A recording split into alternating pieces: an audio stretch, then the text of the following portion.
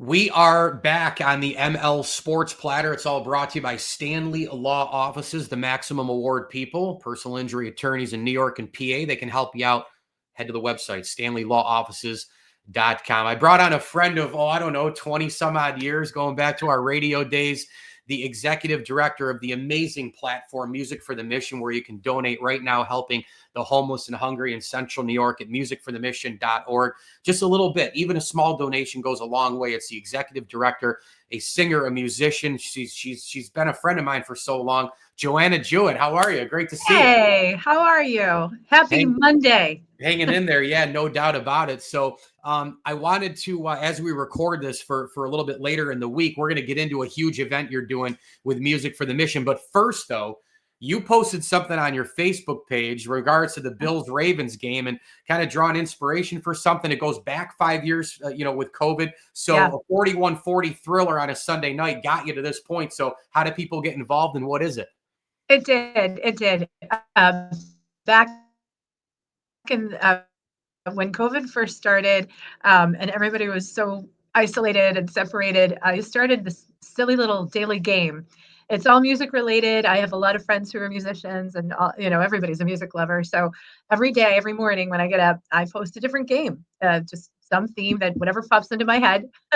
And this morning, the theme was I asked all of my Facebook friends to post a song they love that mentions two numbers in the title or that represents a really great comeback.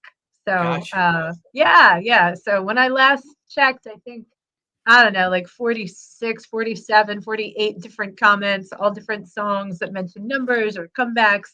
So, yeah, go Bills. What a thrill. Holy Yeah, moly. it was a heck of a game, no doubt. And I'm kind of in the middle with this Bills thing because it's great to be a fan again. And I love Josh Allen and they win and they're great and they're at the top of the league, but they've been knocking on the door and losing to the Chiefs every year where I just almost kind of want to hit that button and get to January and go, can we just get one right now so I can get this over with? Do it now. Right. Yeah, right. I get it. But you're trying to enjoy the ride too because this is still so much better than the drought and looking at the draft in the first week of October and Yeah. dreading the season. I don't dread the season. I love the season. I love the quarterback. I love the regime they have, but the narrative changes to the point where they're so great that in a window, you just got to get one of these babies, And Yeah. Well, this could be the year. I hope so. I hope so. I really hope so. Yeah, it'd be a heck of a send-off for Highmark Stadium as well, New Era Field, Ralph Absolutely. Wilson Stadium, whatever other stadium. Maybe they even call the stadium Joanna Jewett Stadium, and I didn't know it, right? But Well, that would be something. I did not win the Powerball the other night, so they will not be calling it that stadium. I hear you. I hear you. Well, let's get to the main topic at hand, and then I'll let you run on your busy schedule. What an event you have coming up here. This is awesome. Women on a Mission, Wednesday, September 24th, 5:30 to 8:30. People can go grab tickets, musicforthemission.org. I'm going to give you the floor because the musicians, the event, what you have going on here, the location, it's all A+.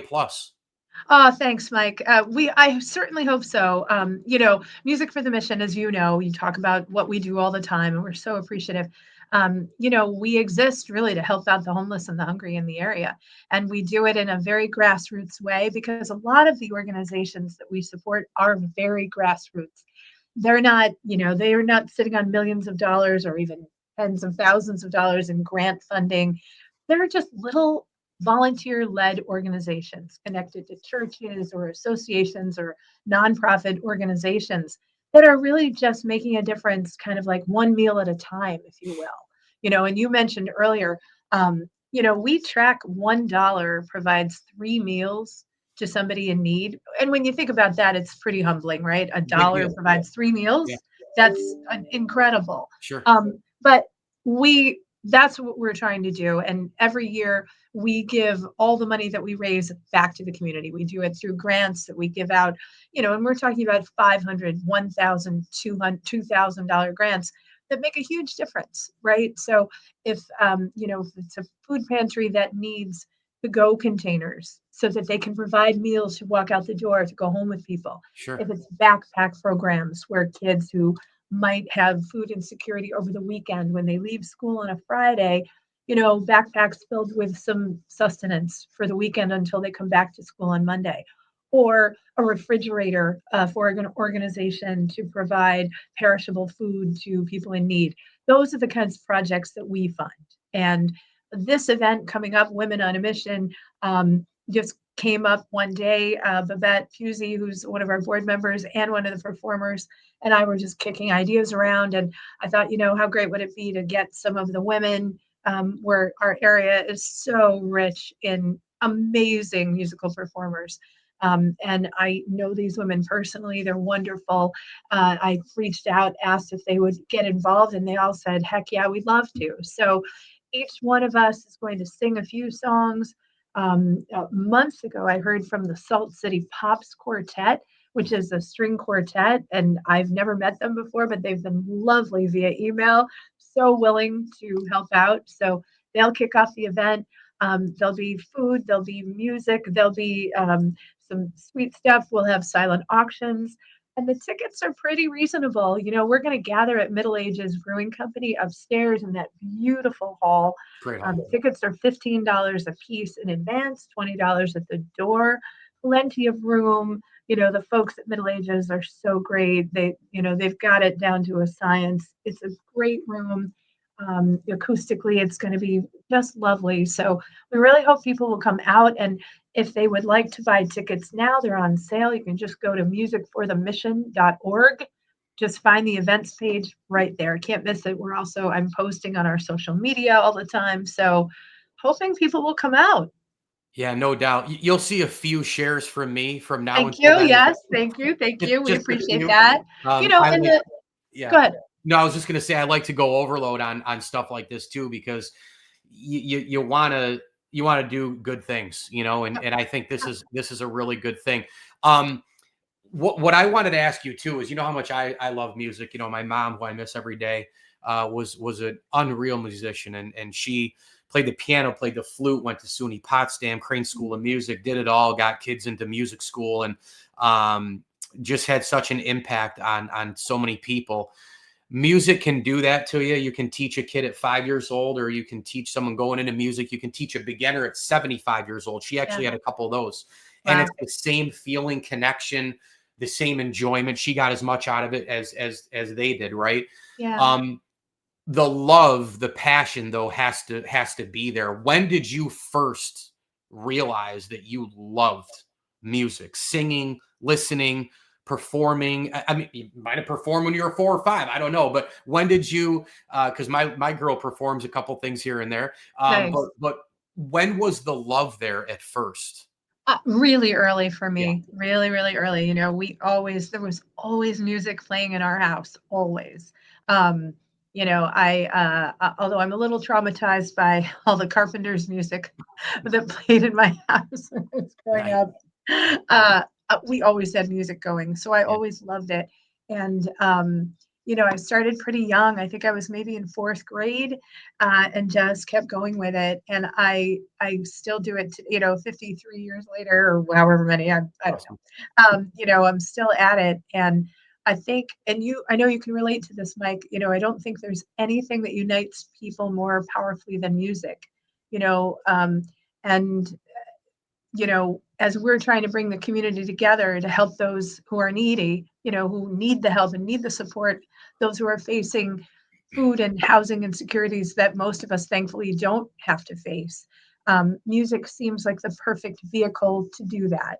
And we're very lucky that we get to partner with area venues and organizations that connect us with music events where we can come set up a table, host a raffle, make a few announcements, hopefully just widen our circle of support. And then occasionally we put something together ourselves and welcome the public, and we really hope that they'll support it. It's really a good cause, but it should be a great evening of music.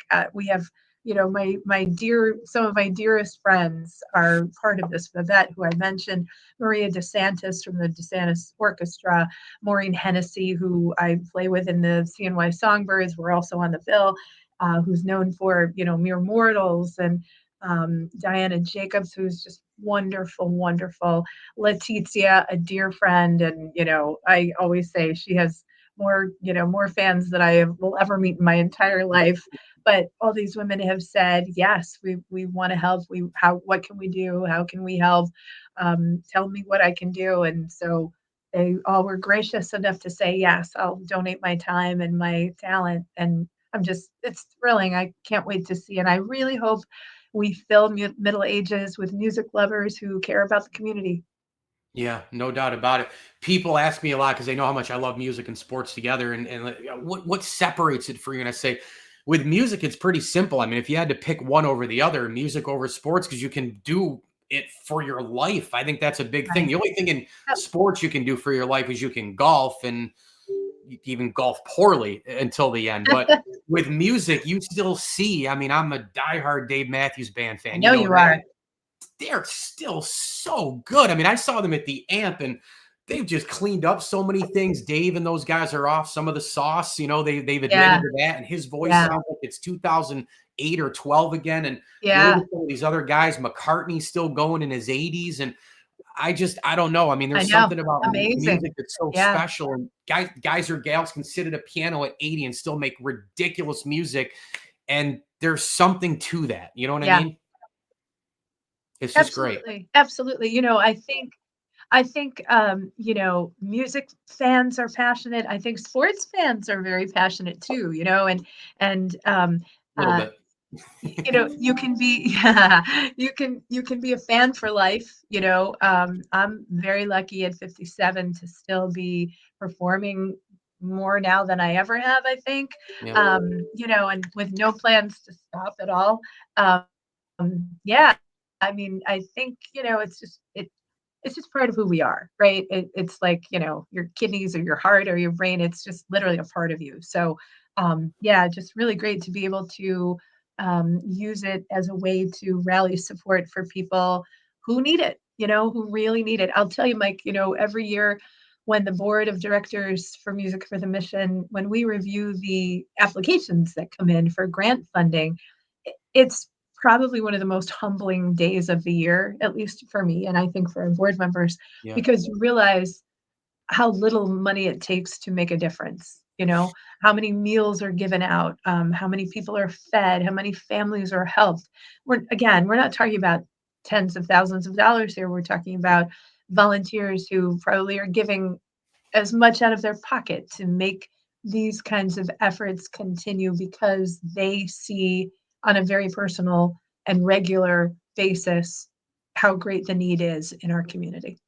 No doubt. In the final 30 seconds I have you, when Yeah. you perform, and you've been performing for a long time, I've seen you live in person cheering you on. What do you hope people say about you when you walk off the stage? I hope they see that I love it. I hope they see the passion. Yeah. I hope they see that it's where I'm most comfortable. It's what I love the most. And I hope they have a good time. you know? Yeah. I just want people to walk away happy and feel like, yeah, that was something to remember. Yeah, So, music can definitely make you happy. That's for sure. Women absolutely. on a Mission. You can get there Wednesday, September 24th from 5:30 to 8:30 at Middle Ages Beer Hall, as Joanna noted. You can get tickets at musicforthemission.com now, right? Not Dot .org. org. Dot org. .org. Okay. At .org. And I said that in the beginning as well, but they're going to have unbelievable musicians. Joanna's going to be involved as well. Musicforthemission.org. And you got to get there, enjoy some food, some drinks, some music, some laughter. And of course, walk off the stage, Joanna, and everybody's going to be like, she loves it. That's what I said. The first time I saw you, I was like, I hope she loves so. it. So I I said that do. as well. She's the executive director of Music for the Mission, and you can support this great cause on the 24th of September. Just visit that website at musicforthemission.org. Thanks, Joanna, for Thank joining, you, and we'll talk Mike. real soon, Thank okay? you. Thank you. Yes, thank you. Take care.